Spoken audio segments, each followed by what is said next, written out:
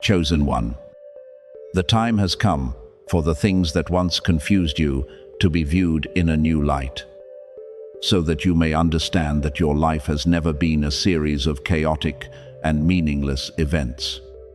I know you pleaded for answers through long nights, quietly wept because you could not understand why certain people had to leave, why the doors upon which you knocked with all your hope remained closed, and why you had to endure heavy seasons while others seemed to move forward with ease. You wondered whether I could still see you, and whether the words you whispered in darkness ever traveled beyond the four walls of your room. I tell you with all gentleness that I saw you.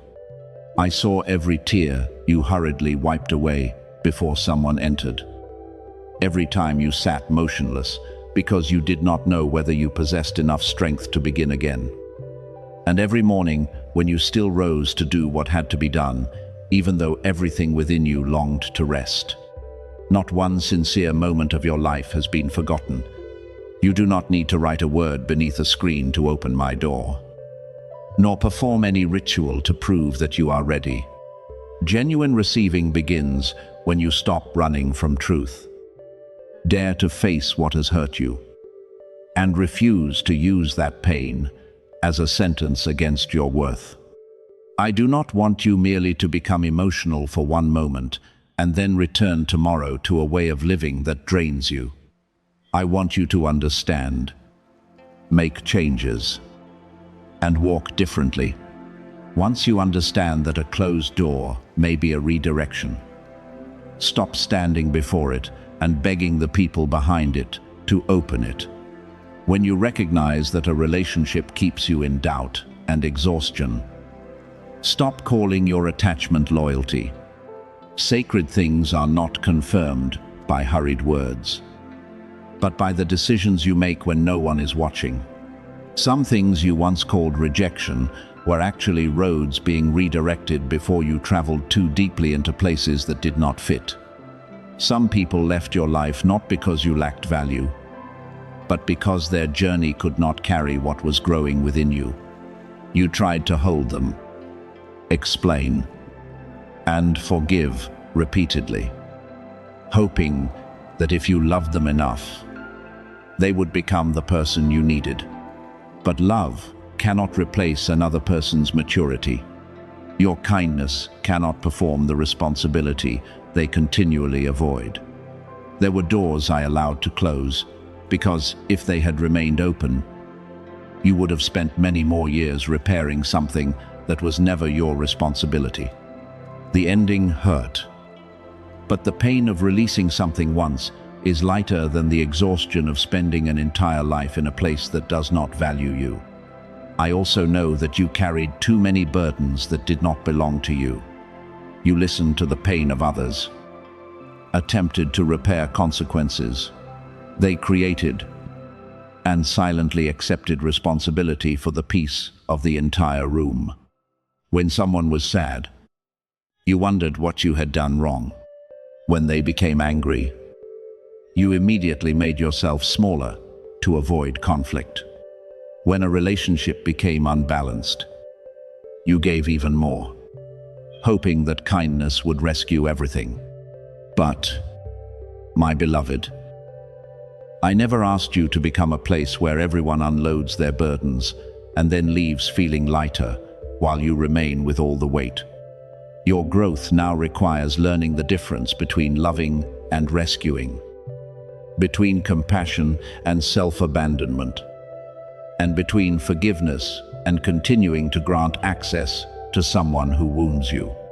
You can preserve a tender heart while still closing the door that needs to close. Your difference appeared early in life. You often sensed a room before anyone spoke, recognized sadness behind a smile, and noticed inconsistency between promises and actions. At times, this ability exhausted you because you knew something was wrong but could not prove it through what was visible. I want you to honor this sensitivity while using it wisely. Not every feeling is a complete truth, and not every change in another person's behavior is a conspiracy against you. Observe, Verify. Allow time to bring clarity. And do not turn intuition into a reason to distrust everyone. Genuine discernment brings clarity. Fear creates endless stories that steal your peace. You were given deep eyes so that you could look more carefully, not so that you would live in a continual state of vigilance. You were also not created to submit to patterns that diminish dignity. But this does not mean you must stand above everyone or always claim the right to lead. A genuine guide must first learn to govern themselves. They listen before speaking, learn before deciding, and accept responsibility when they are wrong. I am teaching you a form of authority that does not need to shout, does not depend upon the fear of others, and does not attempt to control every outcome. You break former cycles by refusing to repeat the way others treated you. When misunderstood, you do not answer with poisonous words. When entrusted with authority, you do not make vulnerable people feel small. When given an opportunity for success, you do not forget the days when you needed a helping hand and no one appeared. This is the evidence that you are ready to carry greater responsibility. Some people may have mocked you, spread false words, or attempted to make you doubt yourself. But do not immediately conclude that they behaved this way because they recognized a hidden power within you. You do not need to exaggerate their motives in order to acknowledge that their behavior caused harm. Some speak badly because they are immature. Some manipulate because they fear losing control. And others are merely reacting from their own wounds. Whatever the reason, you do not need to receive their words as your identity. Examine what may be true and make the necessary correction. Then put down the rest. Do not turn your life into a courtroom in which you continually attempt to prove your innocence before everyone. Those who have decided to misunderstand you may not change, regardless of how perfectly you explain yourself. Allow consistency in the way you live to speak for what you no longer need to argue. The seasons when you remained hidden did not occur because I was ashamed of you. Some seeds need to remain beneath the ground long enough for roots to develop before new shoots face strong winds. You wanted to be seen, named, and recognized. But if that recognition had arrived while you still depended upon praise, you might have lost direction. Silence taught you to do what was right without an audience. Build your abilities before anyone knew your name, and preserve integrity even when no reward appeared. You learned that worth does not increase when the crowd applauds and does not diminish when they turn away. This foundation will preserve you when a new door opens, so that attention does not make you arrogant and criticism does not make you collapse.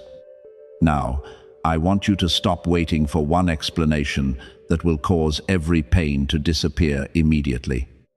Some things will become clear gradually as you continue walking. Some people will never apologize. Certain stories will not end in the way you hoped. And some questions will never receive complete answers. Your freedom cannot depend upon everyone confessing what they did. You become free when you no longer require them to repair the past before allowing yourself to live well in the present. Reclaim the time you spent analyzing those who left, and invest it in building the life you desire. Learn what you need to learn. Care for your health. Organize your finances. Seek relationships marked by mutuality, and complete the work you postponed. Breakthrough often begins when you redirect energy away from what cannot be changed and place it into what is already within your hands. My beloved child, everything is beginning to make sense, not because I have revealed a secret that makes you superior to others, but because you are now mature enough to look at the past without continuing to be ruled by it. Closed doors taught you discernment. Those who left showed you where boundaries needed to be rebuilt. Lonely seasons helped you discover strength you once searched for in others. Hidden battles cultivated compassion for people who also smile while quietly breaking within. You do not need to return and retaliate, nor remain still waiting for someone to recognize you. Move forward with wisdom, humility, and self-respect. I did not forget you. I am teaching you to stop forgetting yourself, so that from today onward, you no longer live as someone left behind, but as someone who has learned to choose what is healthy, preserve what is true, and use every lesson endured to open a new road for yourself and those who come after you. You drew the attention of the realm of light, not because you conquered through force, but because, even while wounded, you chose grace instead of allowing anger to decide who you would become.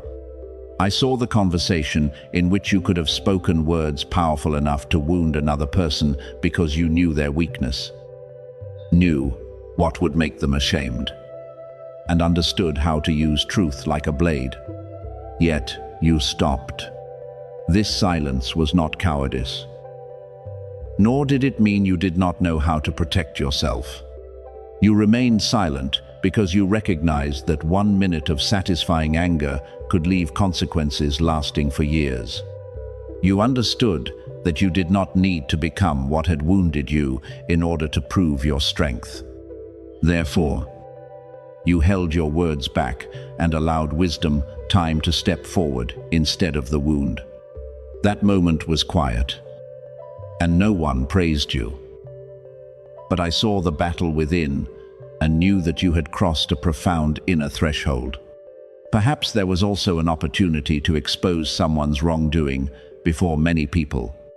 You possessed evidence, a story, and sufficient reason to say that they deserved humiliation.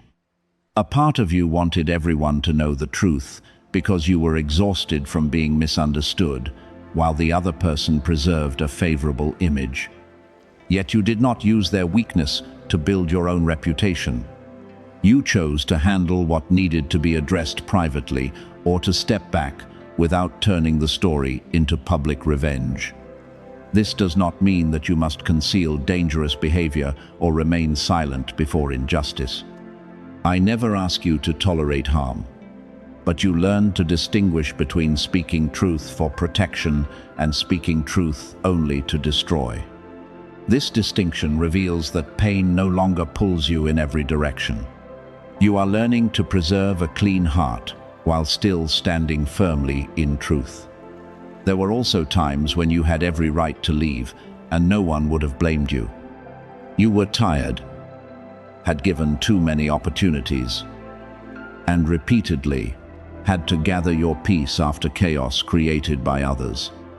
Yet you remained long enough to complete your responsibility. Offer one final word with kindness, or give the other person an opportunity to face the consequences they had created. You did not remain because you were weak or afraid of loneliness. You stayed long enough to ensure that your decision was not born from one angry moment. When the time came to leave, you walked away not to punish, but to protect what was still good within you. I saw this patience. I know there were days when you wanted to close every door, trust no one again, and refuse to offer the world any more kindness. Yet, you still refused to let one person's wrongdoing change the way you treated innocent people. This is rare. You did not permit circumstances to rewrite your character. Most people respond with the same energy they receive. When loved, they easily become gentle. When insulted, they want to inflict greater pain. When deceived, they regard retaliation as justice. But if everyone returned exactly what they received, pain would continue passing from one person to another. You stopped that circle where you stood. You could receive hurt without spreading it. You could recognize darkness without allowing darkness to shape your language and actions. This is not weakness. It is the highest form of freedom. Because a genuinely free person does not allow another to control their reactions by touching their wounds. I, Michael, recognize this mark in the way you behaved when no one was watching. I did not need a visible record to pass through the heavens in order to know how you fought. I saw the messages you wrote in anger and then deleted. I knew the times you sat alone and breathed deeply before entering a difficult conversation. I heard the words you wanted to speak, but chose not to say because you understood they would create further damage. I also saw the moments when you wished goodness for someone who hurt you. Not because you denied their wrongdoing, but because you did not want resentment to continue living within you. These actions carry greater weight than many declarations. They reveal that the nobler part of you has begun to become stronger than your former defensive reactions. Within the hidden battles of human life, there is a form of victory not measured by who overcomes whom, but by whether darkness can create more darkness through you. When you answer hatred with calmness, you cut off the source that feeds conflict. When you refuse to curse someone who hurt you, you deny them the right to continue living in your mind. When you choose goodness while maintaining boundaries, you demonstrate that compassion and wisdom can coexist. You do not need to embrace a dangerous person in order to prove that you have forgiven.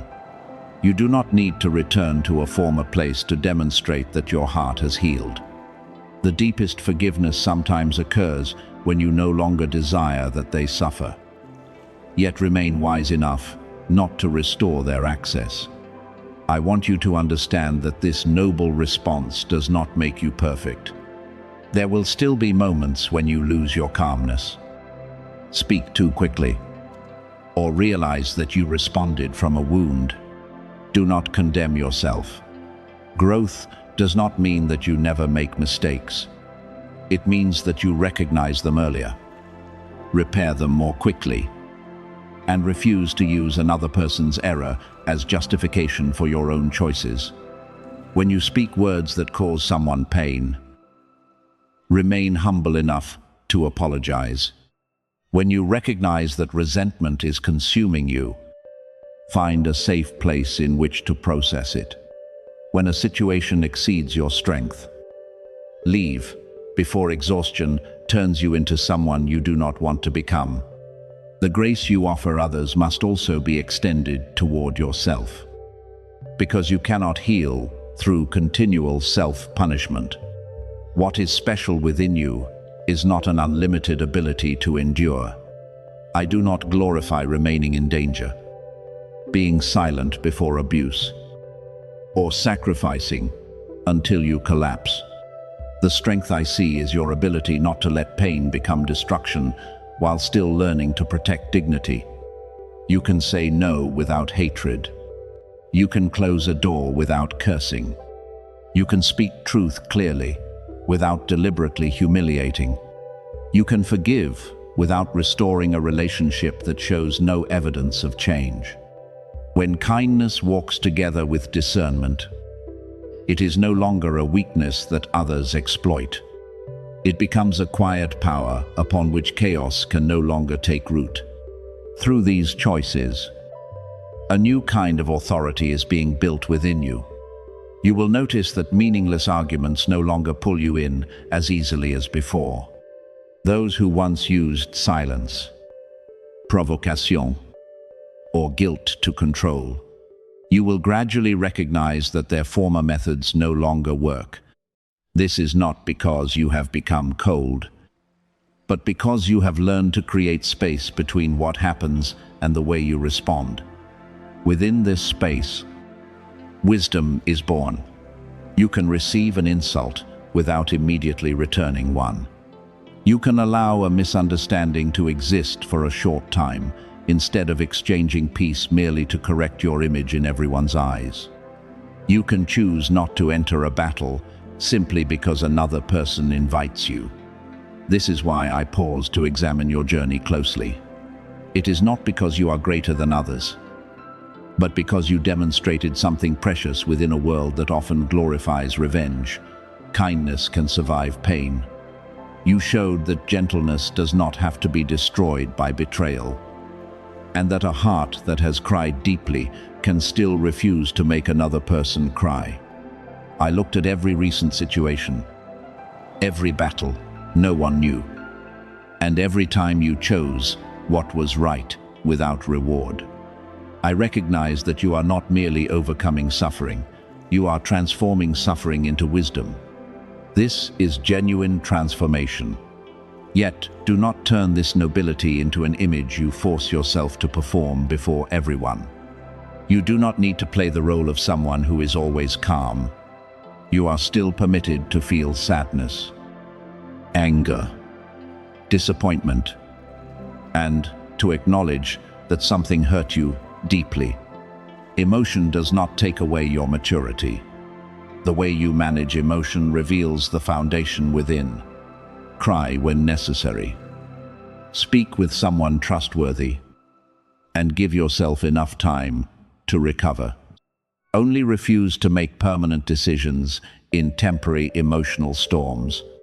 Do not send words that cannot be withdrawn merely because you want someone to understand your pain immediately. Allow calmness to return before deciding the next step. My beloved, your forgiveness became an enemy of darkness because it refused to give evil another opportunity to multiply. But remember that forgiveness does not mean forgetting everything, denying truth, or returning to the place from which you were freed. Forgiveness means you stop carrying the other person in your heart as a debt that must be collected. It means allowing justice to follow the proper path without turning yourself into an instrument of revenge. It means reclaiming the energy once consumed by imagining how they should pay and using that strength to build your life. When you do this, the past no longer controls today, and the person who once hurt you no longer possesses the key to your peace. Therefore, continue preserving what has been built within you. Answer evil with goodness. But do not confuse goodness with naivete. Choose love. But do not love in a way that tolerates destruction. Keep your words clean, while still speaking truth when vulnerable people need protection. Remain where perseverance can bring healing, and leave when staying only continues an old cycle of pain. I do not call you to become invulnerable. I call you to become someone who does not allow injury to steal what is good within. Each time you choose this, you do more than win an external confrontation. You reclaim authority over your heart, voice, and future. And this is the victory before which every power of darkness must retreat in silence. You have not arrived too late, nor have you lost what truly belongs to you, because the years that appeared delayed are being used to make you deep enough, steady enough, and clear enough before entering a lasting mission. I know how often you watched others move forward, receive recognition, gain opportunities, and stand upon platforms for which you quietly prayed. Meanwhile, you seem to remain in a hidden place without applause, without anyone seeing the battles you were surviving, and without clear evidence that your life was moving. You wondered whether you were slower than everyone else, and whether the door opened and closed before you could reach it. But, my child, what belongs to you cannot be taken merely because another person moves faster. I am the one who can redeem seasons that seem to pass without purpose, turn years of waiting into a foundation, and use indirect roads to prepare you for a path more sustainable than you imagined, while others built what could be seen. I worked in places no one knew. I taught you to remain steady without encouragement, preserve sincerity when misunderstood, and continue doing what was right before results appeared. These lessons did not create immediate glory, but they protect a person from collapse when more is entrusted to them. I am not preparing you merely for one visible moment that quickly fades. I am placing within you the ability to carry long-term responsibility, where talent must walk with character, voice with self-control, and influence with humility. When the time comes, you will not only be raised higher, you will also be steady enough not to lose direction because of the height. What I am giving you is not one moment that attracts attention, but a road through which many lives may be touched. This is also why you never felt completely satisfied within narrow patterns. Even while trying to blend into the crowd, there remained an inner prompting that you were created to live more deeply, love more widely, and contribute something meaningful. You were not called to separate yourself from everyone in pride, but to stand firmly within a healthy difference. There are places where you can no longer reduce your voice merely to be accepted. There are environments in which you cannot continue pretending to be comfortable when something deep within knows that you are living beneath your genuine capacity. I did not make you different so that you would consider yourself greater. I made you sensitive enough to notice those who are overlooked, strong enough to speak for truth, and gentle enough not to turn authority into domination. The weight you feel must be met with both faith and wisdom. Do not blame yourself for days when you become tired, and do not force yourself to call every pain a spiritual sign. Sometimes you are carrying significant responsibility, perceiving deeply, and standing before major change. At other times, your body, mind, and emotions simply need rest, listening, and proper care. I do not ask you to deny sadness or suffer silently to prove strength. If heaviness continues, causes sleeplessness, despair, or leaves you unable to function as usual, seek trustworthy people and appropriate support. Faith does not oppose care. You are not weak when you need help. You are honoring the life entrusted to you. The mantle of calling may carry weight, but it was not given to crush you. I am making you into a voice. But first you must learn to listen. I may place within you a heart that intercedes for others, but you are not the one responsible for carrying the whole world. You may become a place where another person discovers hope, but this does not require you to rescue everyone or allow them to cross every boundary. Genuine mission does not continually empty you.